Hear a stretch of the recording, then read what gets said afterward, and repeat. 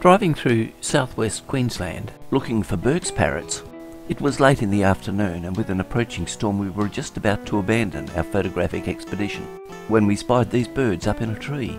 They weren't Burke's parrots, but we were still excited. Initially we thought they were ringnecks with the green and gold, but they had slimmer lines than a ringneck. About the same size as the Burke's parrots. They were seed eaters.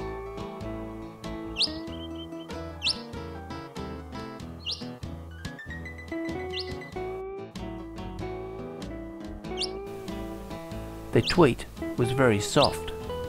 It was difficult to establish exactly what they were, but then suddenly they came down on the ground, and there were 6 birds, and we were very pleased to get these because usually the mulga parrot, which is in fact what this bird is called, is seen in pairs, so to see a large group of half a dozen like this was indeed a privilege. We were very close to the Ward River when we found these birds, so we thought we would try and get a little bit closer to them by going to a waterhole. If they're in this vicinity, surely they will go to a waterhole.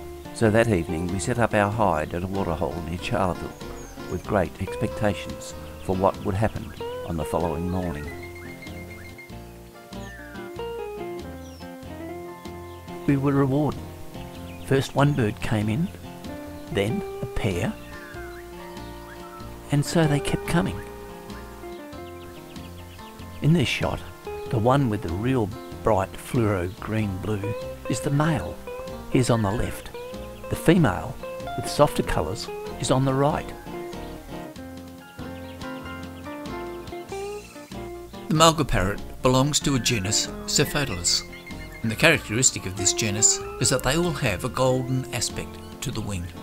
But there is one exception. But the other birds, the golden shoulder parrot, the hooded parrot, both have a gold mark on the wing, more prominent in the male bird. The other bird that belongs to this genus is the paradise parrot, now extinct, but the paradise parrot did have gold on the face.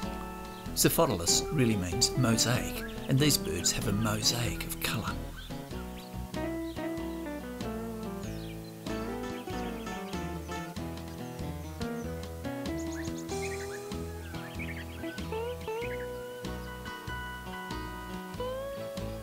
Mulga parrots, like most of the other Australian parrots, are seed eaters, but here you can see them eating on the acacia seed, so they feed on more than grass seed.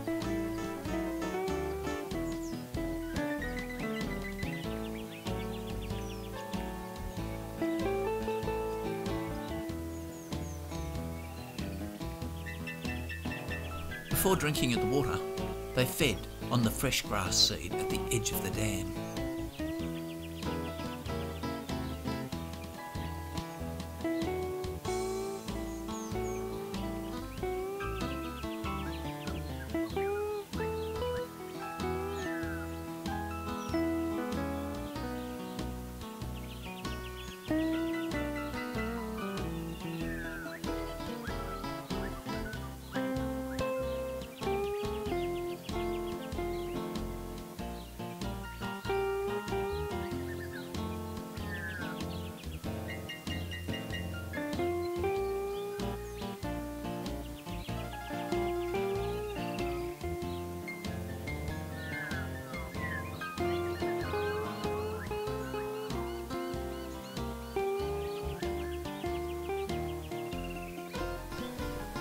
Another female putting on an acrobatic drinking performance. And now, here is the male. Isn't he spectacular? He is all dressed out in fluorescent colours. Just amazing. And when you consider these birds can see into the ultraviolet spectrum, the colours would be even more fantastic if we could just see in that visual range.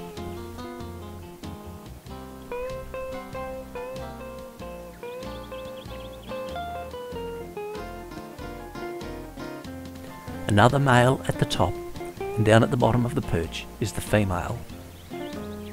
A little white-plumed honeyeater joins in the session at the waterhole.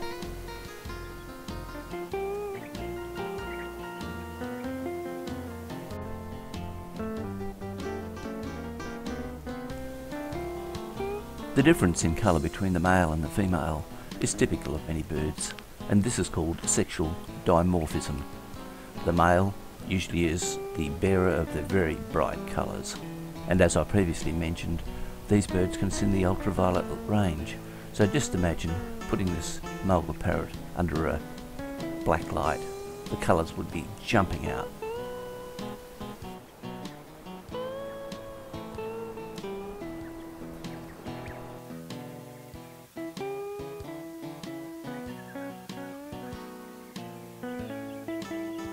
These mulgars have certainly developed a thirst, and the reason for this is that they have young. Dry seed eaters feed their young by regurgitation. The seed will only regurgitate if there is adequate moisture.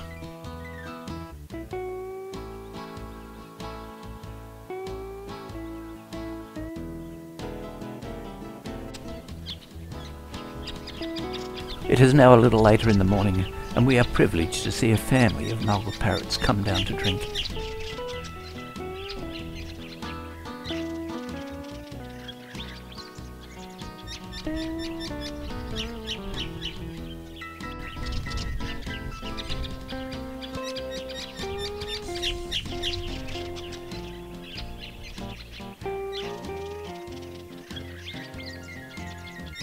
On behalf of Plumes of Oz, I would like to thank you for watching this video, and if you subscribe, you will be automatically notified of our next release video of birds in the wild of Australia.